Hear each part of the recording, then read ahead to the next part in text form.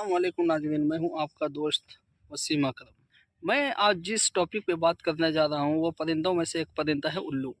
उल्लू एक ऐसा परिंदा है जिसका नाम नर और मादा दोनों के लिए इस्तेमाल किया जाता है। उल्लू को अरबी में गुराबुल लैल यानी रात का परिंदा भी कहा जाता है। रात के परिंदे से मुराद है रात का कौवा।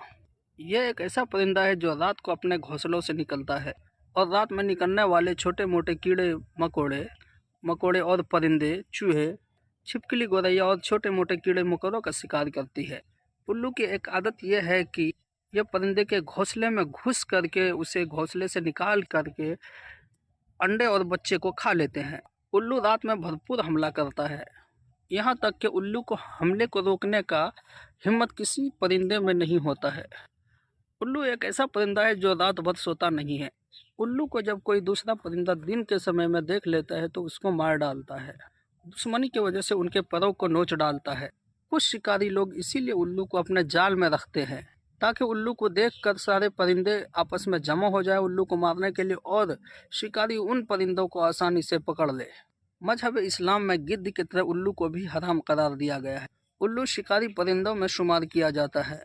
किताब हयातुल हैवान के मुताबिक लिखा गया है कि उल्लू को अगर ज़बह कर दिया जाए और उसको फिर देखा जाए तो ज़बह होने के बाद भी उल्लू का एक आंख खुली और दूसरी आंख बंद रहती है।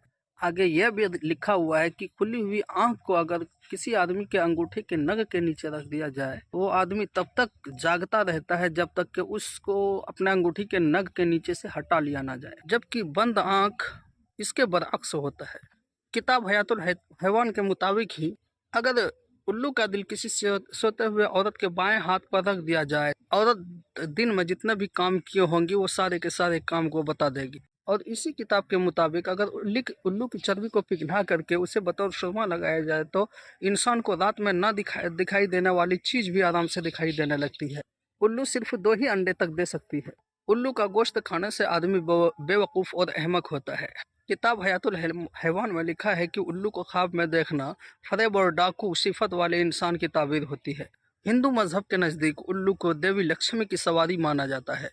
उल्लू की एक खासियत यह है कि उल्लू जब उड़ता है तो उसका उड़ने के दौरान पंख थोड़ा भी आवाज़ नहीं करता है। बिना आवाज़ के यह अपना सफ़र तय कर सकता है, जिस वजह से उल्लू के हमले का अंदाज़ा किसी भी परिंदे को जल्द नहीं हो पाता है। उल्लू दुनिया में तकरीबन सभी हिस्सों में पाया जाता है।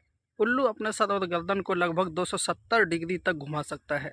उल्लू का साइंटिफिक नाम स्ट्रिगिफॉर्मिस होता है।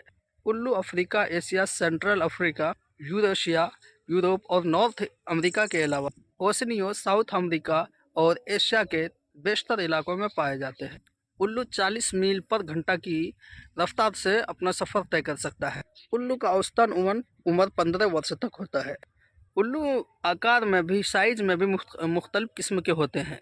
उल्लू एक ऐसा परिंदा है जो इंसानों की आबादी वाले क्षेत्र से दूर रहना चाहता है।